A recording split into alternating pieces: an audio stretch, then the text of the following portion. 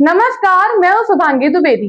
तस्वीरों को ध्यान से देखिए। एक तरफ मैहर का विष्णु सागर तालाब है। यहाँ गहरीकरण का काम शुरू हो चुका है। मशीनें चल रही हैं, मिट्टी निकल रही है और बरसात के पानी को सहेजने की तैयारी दिखाई दे रही है।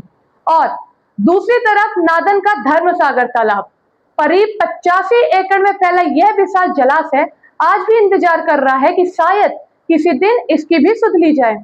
कभी इस तालाब की पहचान इसके जल भंडारण और विशाल स्वरूप से होती थी, लेकिन आज इसकी पहचान सूखी पड़ी जमीन और अधूरी उम्मीदों से हो रही है। सबसे दिलचस्प बात यह है कि धर्मसागर कोई साधारण तालाब नहीं है। इसी धर्मसागर तालाब के बीचों बीच कभी पूर्व मुख्यमंत्री शिवराज सिंह चौहान का उड़न खटोला उतरा था। उस दौरान घोषणा की गई थी कि इस तालाब का सौंदर्यीकरण और गहरीकरण कराया जाएगा ताकि यह क्षेत्र के लिए एक बड़ी पहचान बन सके। लेकिन आज तस्वीरें एक अलग ही कहानी सुना रही हैं। घोषणाएं हुई, मंच सजे, तालियां बजी, लेकिन धर्मसागर तालाब आज भी वहीं खड़ा है जहां परसों पहले था। मैंने इससे पहले भी धर्मसागर तालाब की स्थिति को लेकर खबर दिखाई थी, लोगों की चिंता और तालाब की बदहाल हालत को आपके सामने रखा था। लेकिन सवाल यह है कि खबरों के बाद भी आखिर बदलाव की रफ्तार इतनी धीमी क्यों है? वहीं क्षेत्र के सांसद गणेश सिंह ने भी कहा था कि झील परियोजना के तहत मैहर के विष्णु सागर और नादन के धर्म सागर तालाब, दोनों तालाबों का नाम प्रस्ताव में भेजा गया था। फिर सवाल उठता है, अगर दोनों नाम प्रस्ताव में गए थे तो धर्म सागर तालाब का नाम रास्ते में कहां गुम हो गया?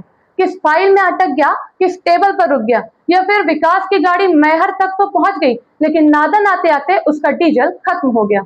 कभी कभी नादन के लोगों को भी लगता होगा कि शायद धर्म सागर तालाब का दोष सिर्फ इतना है कि वह नादन में है। अगर यही तालाब किसी और क्षेत्र में होता तो शायद आज यहाँ भी मशीनें चल रही होती और गहरीकरण का काम शुरू हो चुका होता।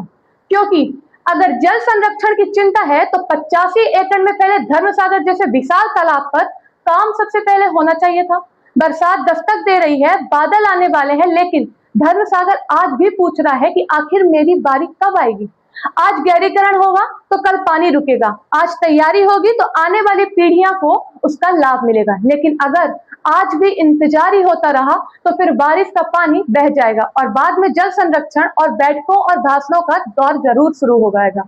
नादन के लोग कोई विशेष सुविधा नहीं मांग रहे हैं, वे सिर्फ यह जानना चाहते हैं कि जिस तालाब का नाम योजनाओं और प्रस्तावों में शामिल रहा, उस तालाब की सुध आखिर कब ली जाएगी।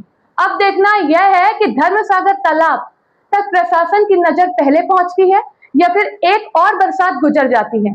मैहर में मशीनें चल रही हैं, नादन में सवाल चल रहे हैं और सवाल तब तक चलते रहेंगे जब तक धर्मसागर को उसका हक नहीं मिल जाता। जुड़े रहिए मध्य प्रदेश तक।